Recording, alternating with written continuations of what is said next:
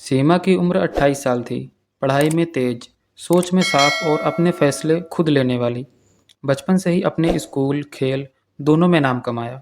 दिल्ली के एक पढ़े लिखे और संपन्न परिवार में जन्मी सीमा का बचपन आसान नहीं था, लेकिन उसने खुद को हमेशा आगे रखने का हुनर सीख लिया था।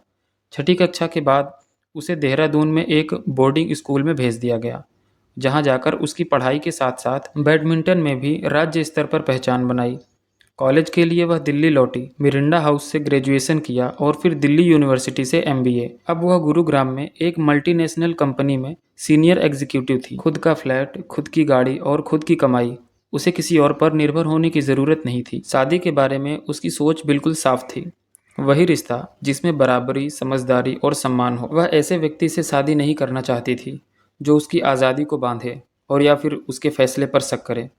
उसके माता पिता अब उम्र और समाज के दबाव के बीच थे। उसने कई रिश्ते सुझाए, लेकिन सीमा हर लड़के से वीडियो कॉल पर सीधा सवाल पूछती, क्या तुम अपनी पत्नी की आज़ादी को अपनाओगे? और क्या तुम्हें रिश्ते में खुलेपन को स्वीकार कर पाओगे? ज़्यादातर लड़के इन सवालों पर चुप हो जाते।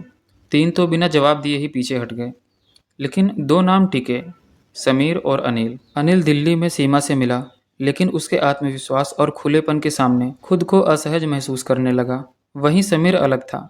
वह बेंगलोर में काम करता था, सोच में आधुनिक था और सीमा की ऊर्जा से प्रभावित।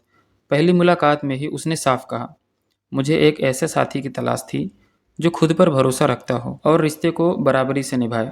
समीर ने यह भी जोड़ा, जब हम अकेले हों तो जैसा चाहो वैसे रहो, लेकिन माता पिता के सामने थोड़ा संभल कर, ताकि उन्हें असहज ना लगे। सीमा ने हल्की सी मुस्कान के साथ यह बात सुन ली। इसके बाद दोनों की बातचीत खुलने लगी।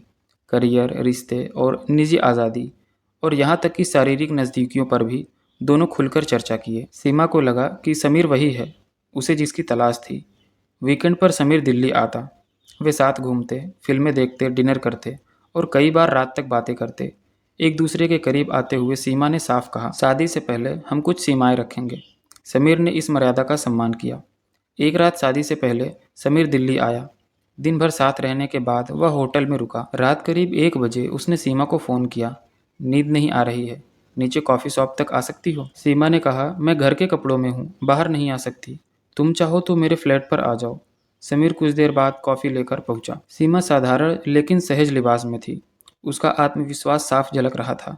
कॉफ़ी पीते पीते माहौल शांत हो गया। कुछ देर की चुप्पी के बाद सीमा ने कहा, अब देर हो गई है, कल मिलते हैं। समीर ने पूछा, क्या मैं तुम्हें गले लगा सकता हूँ? सीमा पास आई और उसने हल्के से खुद को उसके आलिंगन में छोड़ दिया। वह लम्हा लंबा खिंच गया, लेकिन दोनों ने वहीं रुकने का फैसला किया।